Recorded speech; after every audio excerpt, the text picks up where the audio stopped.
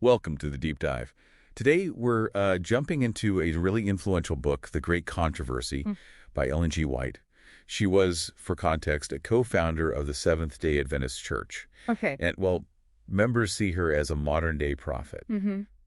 And this book, it lays out this massive story, a cosmic conflict, basically, between God and Satan playing out through history. Right. And our goal here is just to, quickly unpack it for you, give you the synopsis, the main theological ideas, and also touch on how it's been received, the controversies too. So you can get a solid handle on it. Exactly. Why it matters, why people talk about it. Okay, let's start with the story itself, the synopsis. It's the last book in her Conflict of the Ages series, right? That's it. 5 volumes. Thank This you. one picks up after Jerusalem's destruction in 70 AD. And it traces Christian history, but like through this specific lens of that cosmic battle. Right. It reinterprets history that way. So what periods does it cover? It sounds pretty sweeping. Oh, yeah. You get the early church persecutions, then what White calls the Great Apostasy, essentially the rise of the papacy, the Dark Ages. Falling away from biblical truth as she saw it. Precisely. Then it highlights the Protestant Reformation, Luther, Wycliffe, Key figures, before moving into later revivals like the Millerite movement in the 19th century, which was all about Christ's imminent return. and eventually led to the Seventh-day Adventist Church itself. So it traces that lineage And then it shifts gears, doesn't it? From history to... to prophecy. Yeah, that's a key transition. It outlines future events.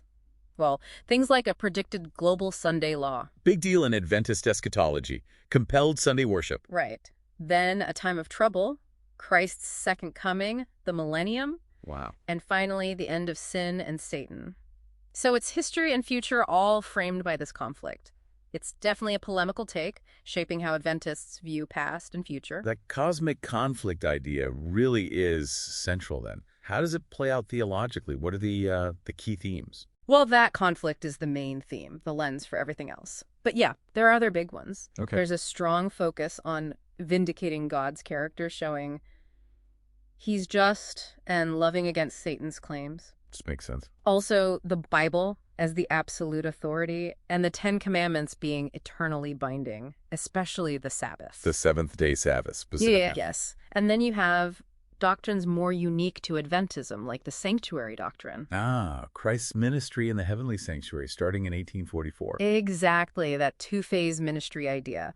Also, the belief in soul sleep, Yeah. that the dead are unconscious until resurrection. Right. And it all builds towards a literal, visible, and importantly, imminent second coming. These all weave together. Okay, so let's talk reception, because it's viewed very differently inside and outside the church, isn't it? Oh, definitely. For Seventh-day Adventists, it's incredibly important. Cherished, seen as inspired, used a lot for study and outreach. But outside, Outside Adventist circles, you find quite a bit of skepticism. Serious questions are raised. such as. What are the main points of contention? Well, historical accuracies is a big one. Mhm. Critics point to inaccuracies, arguing White relied heavily on certain 19th century Protestant historians. And maybe inherited their biases, Hmm. particularly regarding the Catholic Church. That's the claim, yes. It raises questions about whether it's more theological argument than objective history. And just to be clear, we're just reporting what the sources say here, not taking sides. Understood.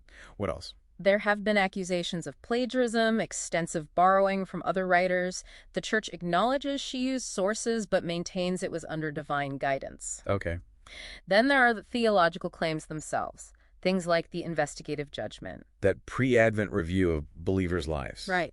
That, her own prophetic status, the eternal Sabbath, identifying the papacy with the Antichrist figure, these are largely rejected by mainstream Christianity. And even the style. Yeah, some find the 19th century narrative style a bit dense, maybe outdated. Others find it really powerful and compelling, though. So how does the Adventist Church respond to these criticisms, especially on history or theology? Their position is generally that while she used historical and literary sources, the overarching message, the interpretation, the insights, those were divinely inspired. So more theological commentary than strict academic history. That's often how it's framed, yes. Understanding its purpose as a theological work is key to their perspective. Okay, so summing up, the Great Controversy, hugely significant for Seventh-day Adventists, Absolutely central. but also a focus of significant debate and criticism externally. Yes. And really, a balanced view needs you to understand that context, its historical setting, its theological aims. It's not trying to be academic history in the modern sense. It's a specific religious interpretation of history. Exactly. So while you should approach the historical claims carefully, it does give this incredibly powerful, comprehensive look into the Seventh-day Adventist worldview. Which leaves us with a thought, maybe for you, the listener. How does really understanding a text's context, why it was written, for whom help you grasp its purpose and impact? Especially for a book like this, which sparks such strong feelings, both positive and negative. Something to think about.